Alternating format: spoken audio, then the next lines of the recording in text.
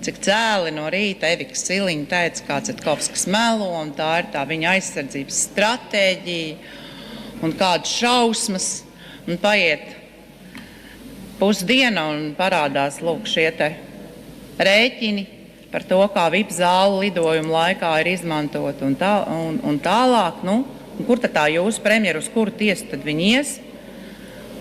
Un par ko tad viņi sūdzēsies? Par savu atmiņas zudumu, par saviem meliem vai par ko? Bet ziniet, kas bija otra ievērības cienīgā lieta? Tas bija ģenerāla prokuratūras paziņojums, kuru pēc tam pārpublicēja arī ģenerāla prokurors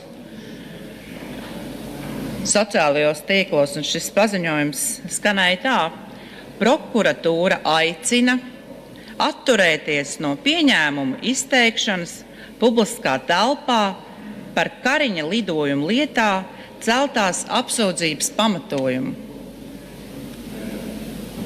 Un tad man vienkārši, kas tas tāds bija?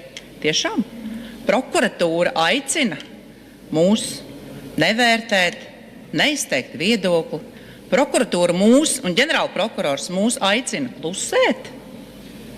Vai kā? Un šis te paziņojums iznāca brīdi pat pirms Citkovska sarunas televīzijā. Kas tas tāds ir? Mums mēģina parādīt, kad ir lietas, par kurām valdošā partija negrib runāt? Vai tas bija tieši norādījums, ka ģenerāla prokuratūrā ir kaut kāda saikne ar valdošo partiju, un mēs negribam runāt par šīm te nērtām lietām, un negribam arī, ka jūs par tām runājat, vai kā?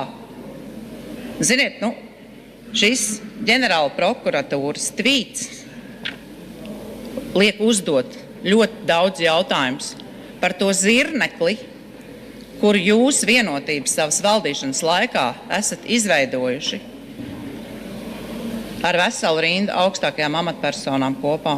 Un tas liks uzdot ļoti daudz jautājumus pēc tam, kad būs notikušas Saeimas vēlēšanas oktobrī. Un tas liks ļoti daudz amatpersonām izvērtēt, vai viņi ir cienīgi ieņemt amatus vai nē. Tā kā aicinu atbalstīt šo pieprasījumu, aicinu žurnālistiem objektīvi skatīties uz lietām, un es aicinu arī nepadoties jebkādam spiedienam no jebkādu amatpersonu puses un izteikt vai neizteikt kādu viedokli.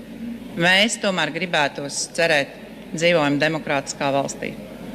Vai ne, Jurēvic kungs?